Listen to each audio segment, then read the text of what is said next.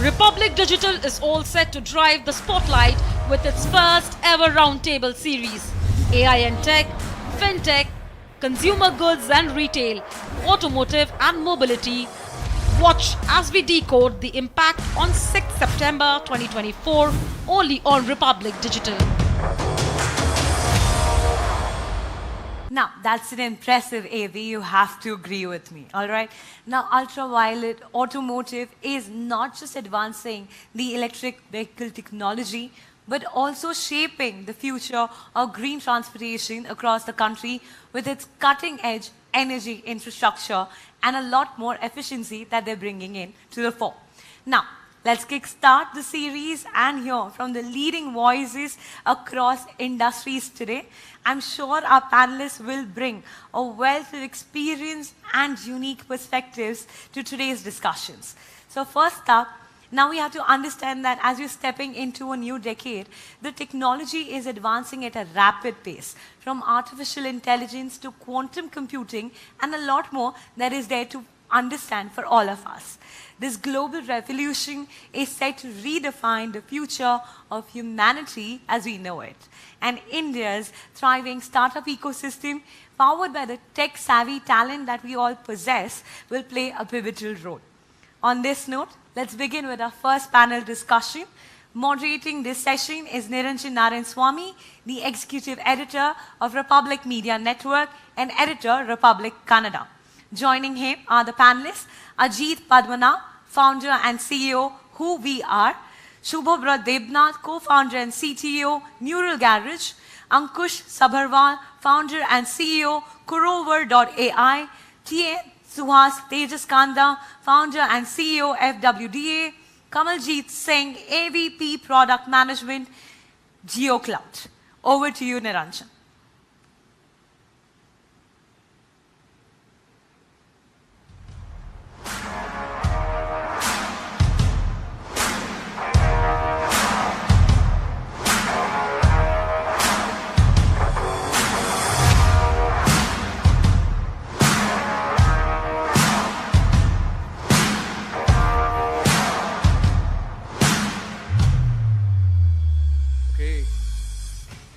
Priyanka. So we have Ajit Padmanabh, Subhabrata Debnath, Ankush Sabharwal, Suhas Tejaskanda, and Kamaljit Singh. Thank you, gentlemen, for joining us on this discussion on AI and technology. I'm going to just set the ground for the discussion. Specifically, this is called the Budget Roundtable. So we'll look at what India is talking about AI, what India thinks about AI, specifically from a budget and the economic survey. I'll start with that. And then we'll talk about where we need to go from here. So the economic survey has cautioned India on AI, right? And the impact on India's economy specifically. There are risks, there are opportunities. Now I'll ask a question, it's an open-ended question, and we'll take a quick opening round of 30 seconds each, and then we can take it from there. Is it a barrier or a hurdle in India's growth story, right? AI has always been there, but AI has started thinking. AI has started ideating, right?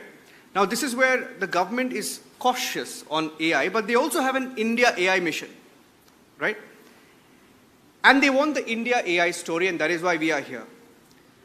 I'd like to get your initial thoughts on the thought of India AI mission, whether it is the need of the hour, whether the risks and the opportunities are balancing out in the AI industry. I'll start with you, 30 seconds, and then we'll take it from there.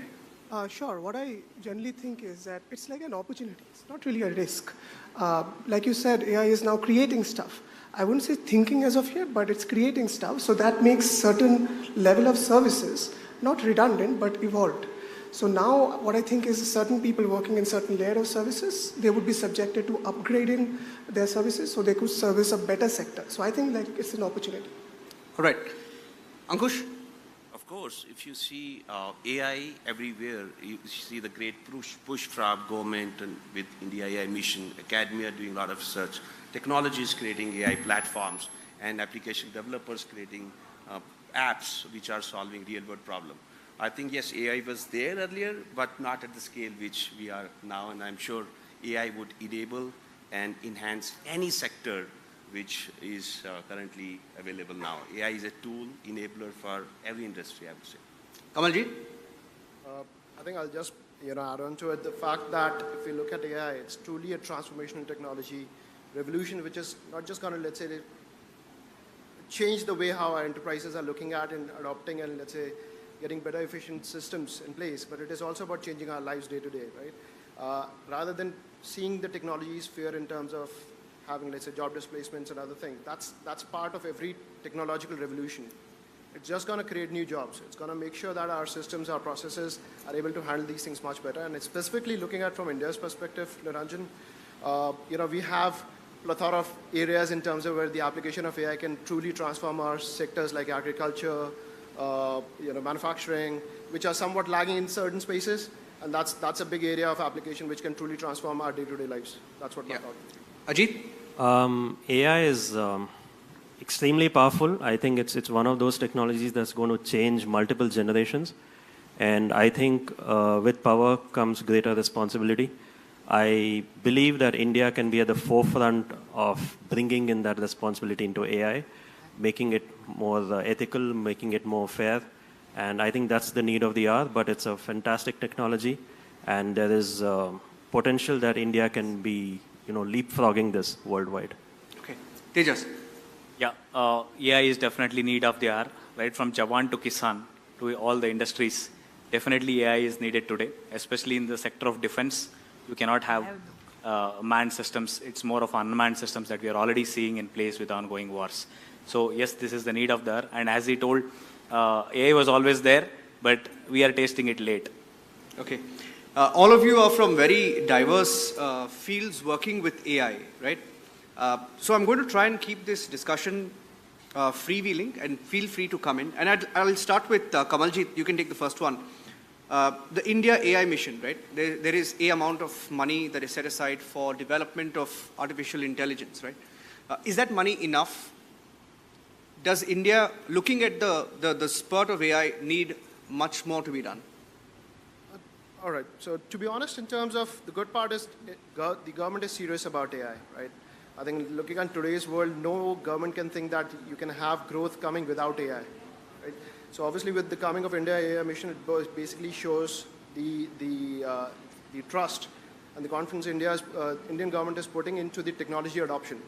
AI truly has, like I said, the power to democratize technology for every Indian citizen, right? That's first. The moment, let's say, if you look at how the telecom revolution happened, more or less it changed the way how we basically interact with businesses, right? The way we interact with education. In COVID itself, we were able to do many things sitting at home itself, right? So that's what's going to happen. Now, if you look at the pillars of Indian AI mission, it is looking from the perspective that the government is focused on addressing not just, let's say, the opportunities, which they want to really ride high on, but also to address the risks of AI. Right? So there are pillars which are looking at addressing the data sets which are needed for AI to make sure that these are more governed, right? Yes. These are high quality data sets. At the same time, they're also putting in efforts towards the setting up of incubation centers, having startup ecosystems being, let's say, more or less revitalized, focused on AI. So that's going to happen. So I think it's a great initiative. The budgets in time would obviously be increasing, but the thing is we have a start here. That's what my thought would be. You're happy with the start that we've had? Definitely. I don't think so any other governments globally, I'm not sure, in terms of have put in AI as a part of their mission in terms of, how do you want to set the policies for that. Yeah. Right? So that's a big difference. It's a part of our policy framework now, which, let's say, the MIT is looking into.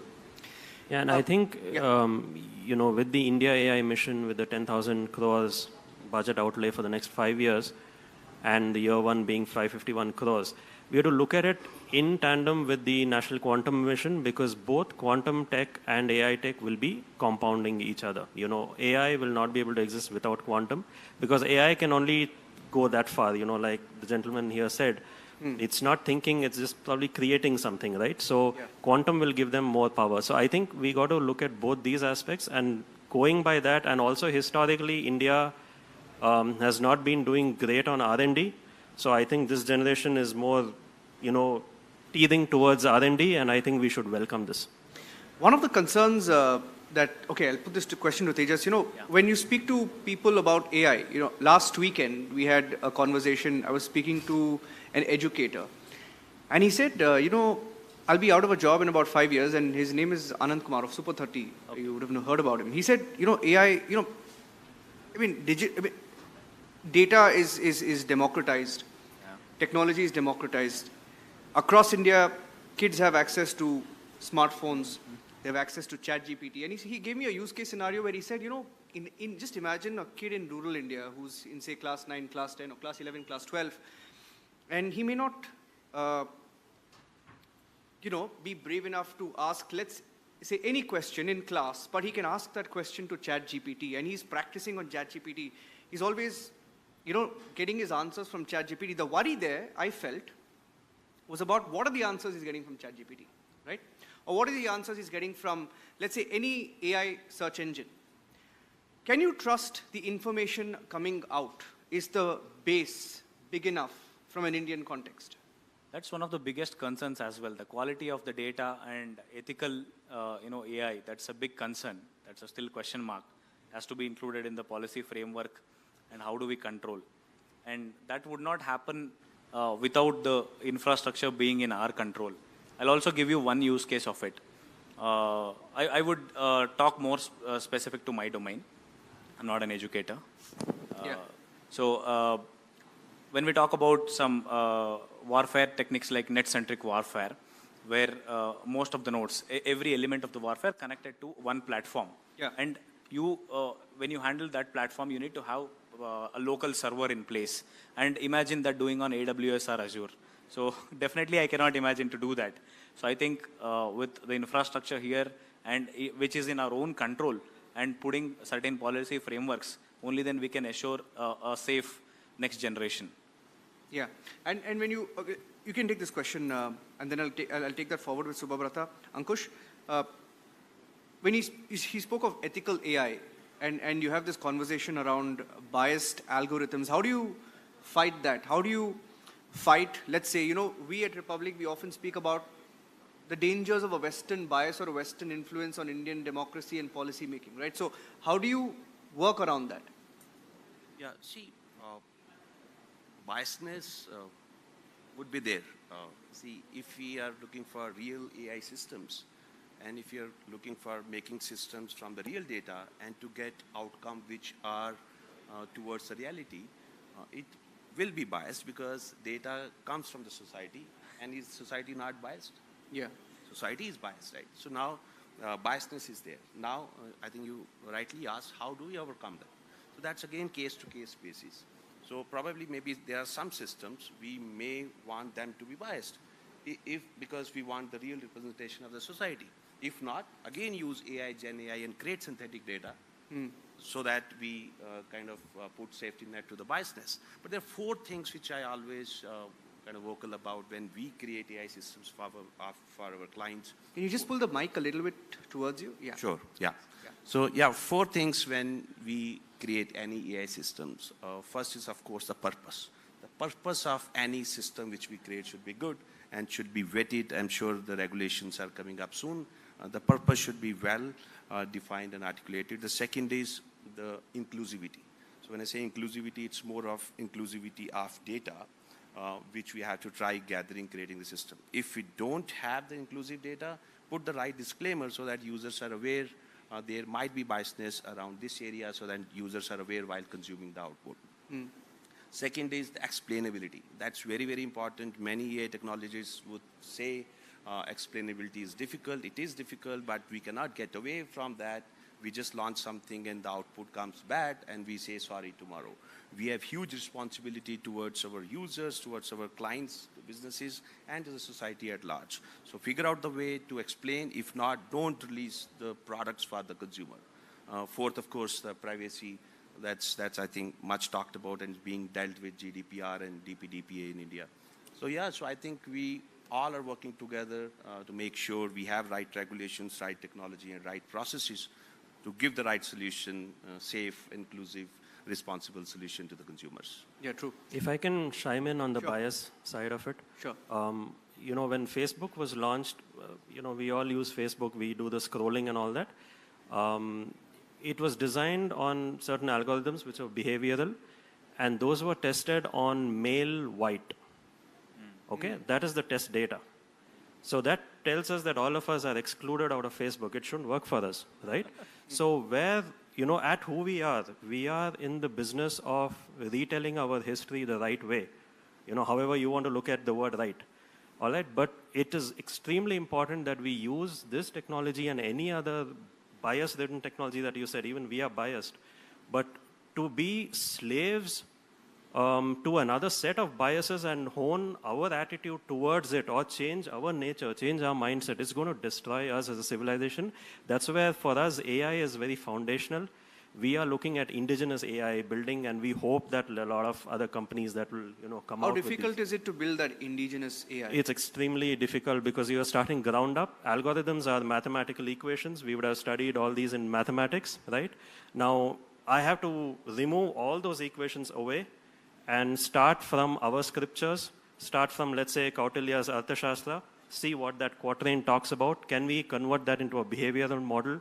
Can we make that an algorithm and impinge that into the behavioral strata of the entire application that we are building? That's why we are building the metaverse on our own, absolutely indigenous metaverse. It's a long call, it's a long shot, and like KJ was saying, there's a lot of investment required for this. And that's where we think that India AI mission and their collaboration with startups and all of these, I think we will play a vital role there. It's needed. It's needed. Do you have a view on that, Subhabrata? And I'll add one more question. You run an AI startup, right? What are the challenges that you face at an AI startup? What are the opportunities in your specific field? I mean, you're the co-founder and CTO of Neural Garage. I found it very interesting, your model of AI that you use in your products. So one, what are the challenges? Two, what are the opportunities? And how is the government helping you in this ecosystem? I think one part I would definitely agree. So even we are building foundation models. I've always built foundation models because you have more control over what you're building, and there is an inherent risk if you're using someone else's model because you're only changing the application layer. And AI is essentially a probabilistic thing. No matter how much we try, there will always be a bias variance trade-off. As a company, you can safeguard yourself saying, I followed these rules. But the biggest problem, not the problem, but the biggest challenge is there also exists open source.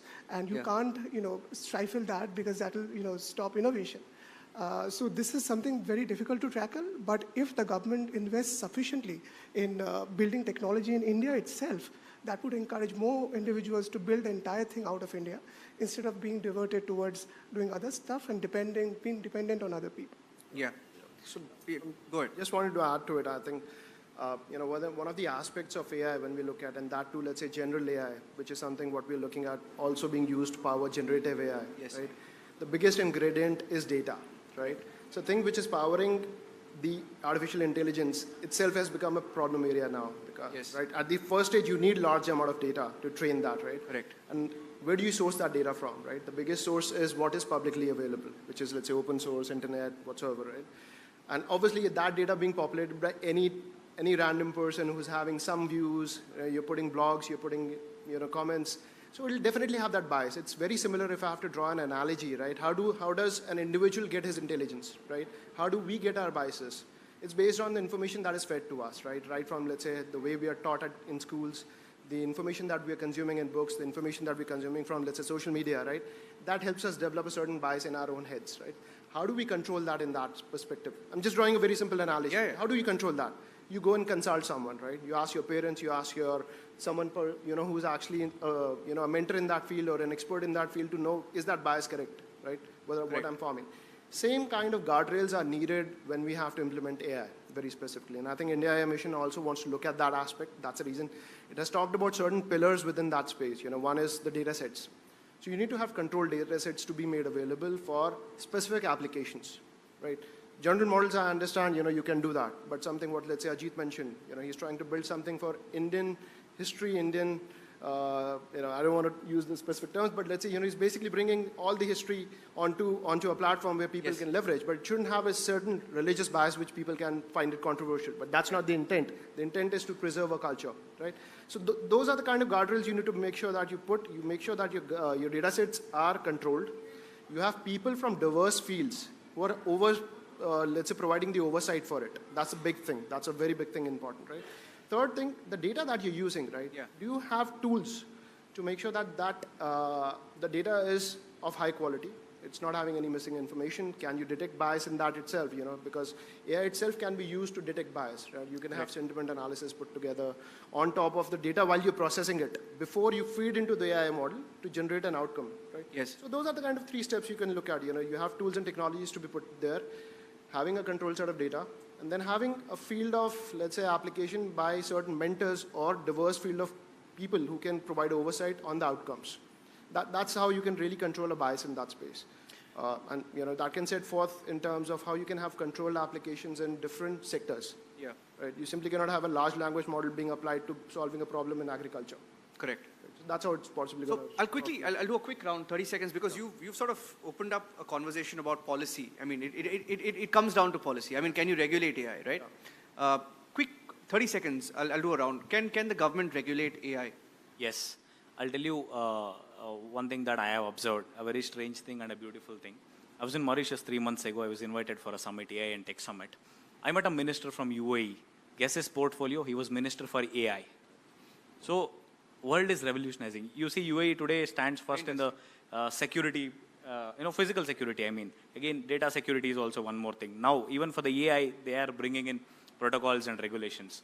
And that's how I feel having a separate department on, as he was telling, what to feed, what not to feed, what's the quality of your data source, can be definitely regulated from day one.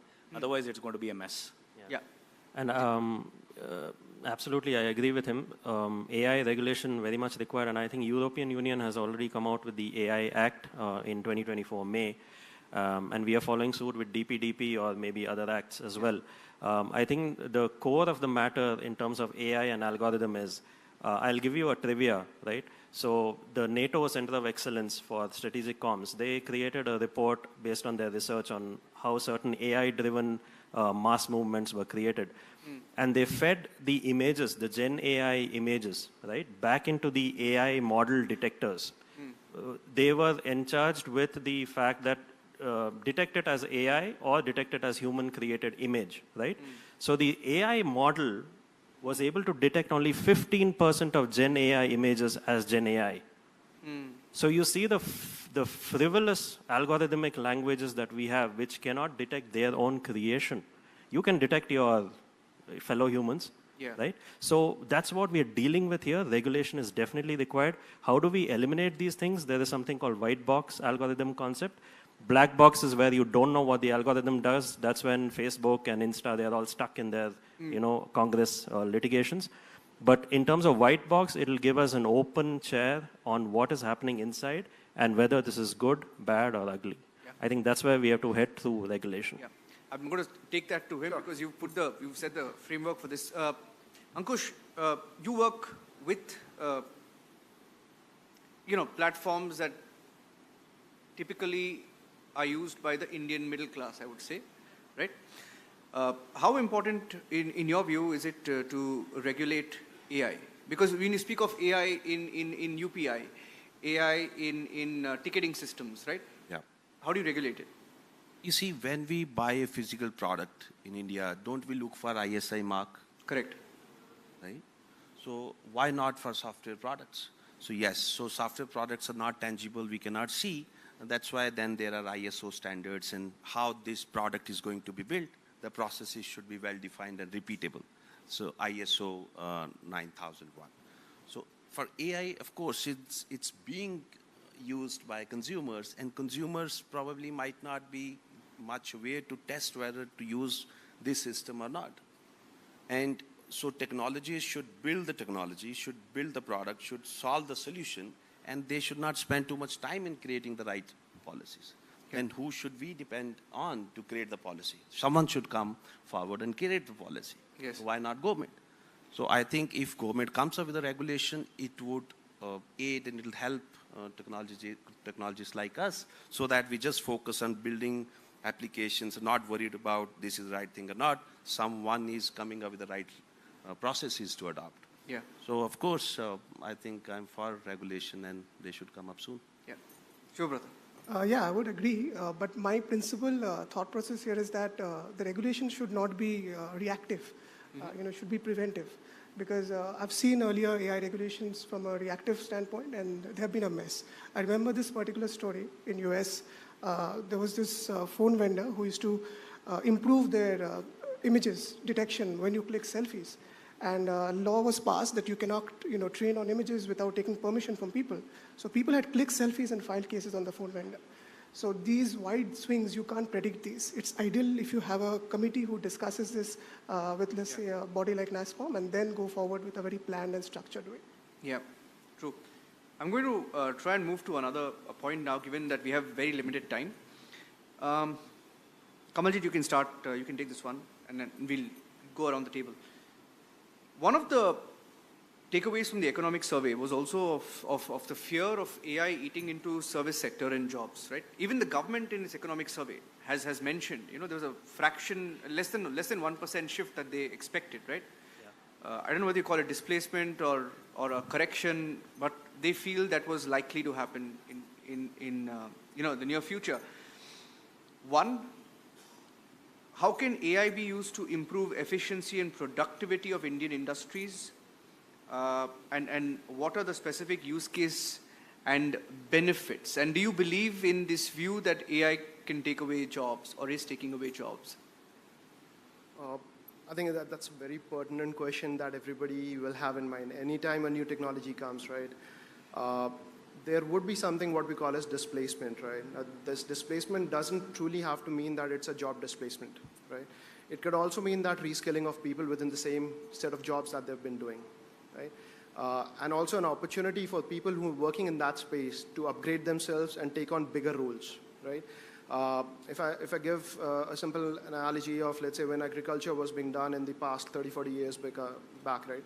There was no mechanization, right? So you needed 20, 30 people to really go and plow the fields, right? Yes. What happened? Mechanization came. Did 20 people lose their jobs? No, they shifted to something else, right? Same thing if you look at, and specifically within the, let's say, information technology sector, you will not have job losses. You'll have just a displacement. The good part is AI is a technology which is, let's say, one step above, riding on the same set of tools, technologies, languages on which it is built on, right? So people who understand that will only need to just upgrade and move up the ladder to take on bigger roles in terms of coming up with new, let's say, innovative products, specific use cases. And you asked about, let's say, if I have to really think through, let's say manufacturing as a sector, right? Yes. That's a sector within Indian segment in terms of, contributes to, I think, 15% of our GDP. Definitely we want to go up the ladder. If we are aiming for, to reach our $5 trillion mark faster. What are the use cases we're looking at? We need to bring in more efficiencies over there, right? We have to compete at a global level. How can I bring that in, right? One is, of course, following the principles of leveraging AI to solve my use cases of increasing production efficiency, right? So can I have my complete autonomous shop floor, which is basically being manned by one person, right? And other people can look into the other aspects, right? So AI models can really help you in terms of doing the complete monitoring of the shop floor in terms of where the production is happening. It can help use cases around, let's say, reducing production downtimes, thereby again increasing efficiency, because you can feed the data of a machine into an AI model and it can do failure prediction in advance, right? So you can do your preventive maintenance ahead of time. You can plan your production outputs and have your supply chain ready to fill your warehouses and pick it from there, and logistics can move forward thereon, right? So it can go on very seamlessly. So these are the areas, potential areas in terms of your area can really transform our industries, right? So it's just going to end up creating more jobs in that space. Only fear that we have is of the change. We will have to learn. We will have to rescale, right? Yes. That's the only idea. Yeah. We all have to embrace. Ajit, does it take away jobs? Does it improve efficiency and productivity? Look, tech is a double-edged sword, right? It may take jobs and it may give some new jobs, right? So, for example, 20 years back when I finished my engineering, I didn't have a job designation called persuasion engineer or prompt engineer, right? We just had software engineer. So times change and we are just humans. Let's be humble here. We're just creating technologies for our benefit. We are not, redesigning the universe, so to speak. But I would say this, I would use the word upskilling, because every person in this country needs to know what AI is. It is not a marketing terminology. It is a technology. Yeah. You're doing MBA, learn AI. You're doing marketing, learn AI. You're doing tech, you'll anyway learn AI. Yeah. You're doing PhD in some scholarly, linguistic studies, learn AI. Because this will be ubiquitous. This technology is going to be the future. Yeah. Right? On the flip side, I can give you 2 instances where this has actually resulted in displacement. One is a recent one from Hollywood. There's this filmmaker and actor, Tyler Perry. Yeah. He was planning to expand his Hollywood studio at $800 million. Okay? And OpenAI came up with this Sora. It's a generative AI software for video production. All right? So he saw one of the video produced out of Sora, and he said, I'm not going to expand the studio. I'm done. I'm using this. This created a flutter back then. So, of course, there will be displacement, but the need is adaptability. Humans are adaptable. Let's understand our history. We've always evolved. We've always adapted. Correct. And this technology will get us to the next level of our capacity, our capability. Tejas. Yeah, I think as they mentioned out, upskilling and reskilling, these are very important. Again, I can give you 2 use cases. We have a lot of security agencies today in India, SIS, to many security agencies which are providing good services. Now, if you're going to, monitor your perimeter of any VIP security or a gated community or anything, you don't need to have 20 people, 25 people there guarding your perimeter. You can have a couple of drones, couple of sensors, and couple of cameras integrated, wherein you have a model there which will be able to predict intrusion detections, which will be able to track and trace the intruder, all this stuff, and you can probably reduce that to 2 or 3 people. But that does not mean that you're going to lose jobs. It's going to provide more jobs, but maybe in other way. So reskilling and upskilling is definitely important in this sector. And when we talk, this is a civilian use case I'm talking about. When we talk about in a defense use case, and I barely want people to lose jobs there. I don't want human casualties there. I want bots to fight bots. I don't want our humans to go and fight bots. Yeah. Okay, so you can take this one, Subha Pratap, because I think the field that you work in specifically on improving efficiency and productivity, in your case, AI has played a big role. So essentially the way I look at it is that earlier, if you were able to, serve to X consumers in hands of an expert, AI can now serve, 1,000 consumers. So essentially, in the right hands, AI is actually increasing efficiency and producing more deliverable outputs. So even if there are, I would say, job replacements for now, ultimately those would evolve. So it's similar to computers, right? When it started, it was not a specific subject. It was an amalgamation of electronics, etc., etc. But you needed to know computers back then. If you're a biology student, the example that he gave, everyone, marketing, etc., is similar with AI. Whether you're using it or building it, you have to be here. Yes. Ankush. Yeah, so see, I think there are 2 kind of developments we can do with AI. One, of course, building the right platform, big platforms which can be used by developers to create applications. So technologies, LLMs, Gen AI platforms, one. The second is solving the problems. So now as we see, I doubt if there's any industry where AI is not being used. Last week in 1MG Mall, I've seen a big mattress ad saying, hey, words first, AI mattress.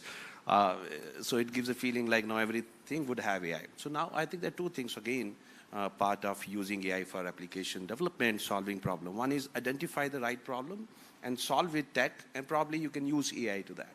But I think one major area which we are adopting AI for is make your existing app more adaptable, more usable. The way last week we have launched voice-based payment system with NPCI. What we're trying to do, we are trying to make any system, any software system, and even hardware system talk the way we talk. We believe with this, since talking is a natural way of interaction, this will increase the adoption of UPI, and similarly any other systems like railway ticket booking and banking system, e-commerce. So we let user talk to technology so that adoption increases. And I think it's low-hanging fruit. I'm not saying change your core technology, let the banking system be there, e-commerce be there, payment system be there. So add that AI voice layer in multi-languages so that people can just talk to the technology and take the benefit of technology. Okay. So brings me to my last point, and because all of you are from diverse sectors and industries, so I don't want to ask you specific questions. I'll ask one question which each of you can take. Kamalji, because it's your turn. Okay, so I'm going to start with you and then we'll go around the table, right? How can India leverage AI to improve its competitiveness in the global market? How can we be a global AI leader? Now, the follow-up to that question is that, are there any specific sectors where AI can provide a significant advantage to the Indian market? All right, sure. I think first of all, I think India is definitely poised to be an AI leader in the global market, very specifically because we have been the leader in the space of providing IT services, right? So AI is basically riding on that. It's a technology which is leveraging information technology, and we are building those models on top of it, very specifically. We have the highest number of IT professionals working out of India, supporting global big stalwarts who are, let's say, coming out with this AI technology. So a lot of research is already happening here. We have 4 startup founders here who are also working in the AI space itself. Yeah. Right? So that's the potential we have in terms of having the highest level of, let's say, most literate engineers in the IT who can very quickly learn, upskill and reskill onto the AI side and be able to come up with use cases which can solve real world problems, right? Of course, we're looking at I won't simply say that solving a better recommendation or a retail app is something that AI cannot do. It definitely can do it. It is actually doing it right now also. You're getting better recommendations, you're getting conversational AI in terms of guiding you. But what are the areas where it has to really proliferate? If we look at India as a country, right? It has to really go deep into the agriculture sector, right? It has to empower farmers to get a view in terms of what decision should I take in terms of what crop would be right for me to get the right, let's say, profit out of my activity, because they struggle with the pricing. Yes. Right? They struggle with techniques in terms of how can I ensure that my yield is very predictable and of high quality. Right? So government is already taking a lot of initiatives in that space. Specifically, if I talk about agriculture, there are Kisan app available. There is a soil health card initiatives which is already there, which is collecting information, providing some advisory. Now you map AI on top of it, you get more accurate advisory going to the farmer. So you can take far better decisions, right? If I go into, let's say, healthcare, right? Again, India, it's a land of opportunity. And that's another reason I feel that it's not going to displace jobs. It's just going to create more and make sure that technology is available for people, right? So healthcare is going to get more cheaper. It's going to get more accurate. It'll reach the rural places where it's difficult to get a doctor there, right? A qualified doctor or an experienced doctor to be in place, right? So you can have your technology through, let's say, cloud and connectivity, being able to give the right advice to the person who's having some sort of problem, right? It could be, let's say, getting an X-ray done in a remote village. Yes. That X-ray is analyzed by, diagnostically done by an AI model, and doctor can prescribe in terms of what steps to be taken. So that's healthcare being, let's say, truly revolutionized. Same thing can be applied for, let's say, managing your biodiversity, managing your climate, planning for urban development. All these sectors can truly benefit with AI. We will possibly find an area where we'll have actually shortage of skills. That's what's going to happen eventually. Fantastic. Okay. Ajit, can we be a global AI leader, sectors we should be focusing on? Absolutely. Apart from the foundational AI that I spoke about earlier, where we have the opportunity to change the way social media or the current consumption of data is behaving, there are 2 other fields that I feel that India can be a leader. One is in healthcare, and I'll give you a specific example. The other one is in linguistics. Healthcare, because we have the maximum number of diabetes cases in the world, we can look at AI as the genetic mapper or the fingerprint kind of deducer as to why this is happening. Is this because of our lifestyle? Is this because of our food habits? Is this because of whatever, right? Now, that is the power of AI, where it will give you the answer that humans are not capable of getting. Let's understand AI is a technology that's going to enable us, compound us. So healthcare, I think that should be a great research field. Linguistically, if you look at it, we have 121 languages in India, 19,500 dialects, and we are consuming LLMs of the West. I have this firm bias in my head, right? I think we can leapfrog the linguistic field, language detection, language modeling, language consumption, language elicitation, and language production. AI to AI talk, whatever you're doing, can we create a language out of it? We can, the others cannot. Absolutely. So I think these two are, because with linguistics, we can take it to Africa, we can leapfrog their education. We can create, materials in Swahili or any other language based on our linguistic knowledge. I think these two areas are fantastic opportunities for India. Interesting. Tejas. So yes, India can become the leader, definitely, provided you improve your infrastructure. Because what I see is when we do a lot of edge computing today, still Raspberry Pi to Jetson Nanos, we still buy it out from outside. And also, as I was talking about some servers, we definitely need that. And government is also coming with DPI, Digital Public Infrastructure. Again, when we talk about the crops, already some 400 villages or districts are being mapped for various agricultural crop surveys and various things, where you can have this crop health monitoring, prediction on the disease and control. Then we are slowly moving towards something called precision farming, which we are already doing it with our drones. And even in the defense sector, it's the same case. And when we talk about manufacturing also, the QC process, when we talk about it, there is something called automatic optical inspection. It uses some machine learning algorithms to just analyze whether your entire PCB board is rightly assembled or not in the entire SMT line. Or we can also, when you talk about some BGA level circuits where millions of transistors are there, which you can't see through your naked eyes, you have some X-ray machines where that can again be, on top of that you can have your AI to have your process optimized, have a better quality check, and improve your efficiency and quality as well. Okay. Subhabrata, you want to take that? Yeah, I think one big advantage India has is the amount of data that they have. When it comes to, let's say, consumers, whether it's media or languages, it is just this, different diversity of data, the interactions, the leverages that we can get from it. I mean, it's true. I mean, the West shouldn't be giving us LLM models. We should be giving it to everybody because the phonetics, everything, the diversity that's present, that should give us enough advantage. But for that, India has to invest in infrastructure, and it's across. They have to be self-reliant. And it will be a bit of a patient capital, but it will pay, rewards in the long run, by a large margin. Because essentially you want things to be built out of India. And when you have invested in infrastructure, then you're looking across industries, whether it's healthcare, medicine, media, etc. So yeah, that's what infrastructure has to be the key. Okay. That's what will start. Ankush, I'll give you the last word. Yeah. Can we be an AI leader? Sectors to focus on.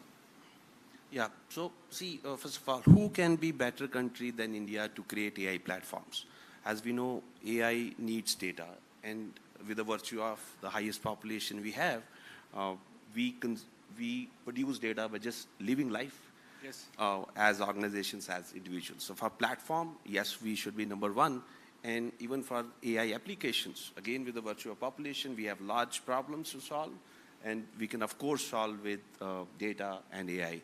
And yes, with core over and powered by Bharat GPT indigenous LLM, we create co-pilots for organizations in just 2 minutes. Add your data, link your website in any language, you ask anything, we give responses with citation. Sovereign AI, we are not doing any calls to the US. It's sovereign, it can be deployed even on-premise. Yes, now for well.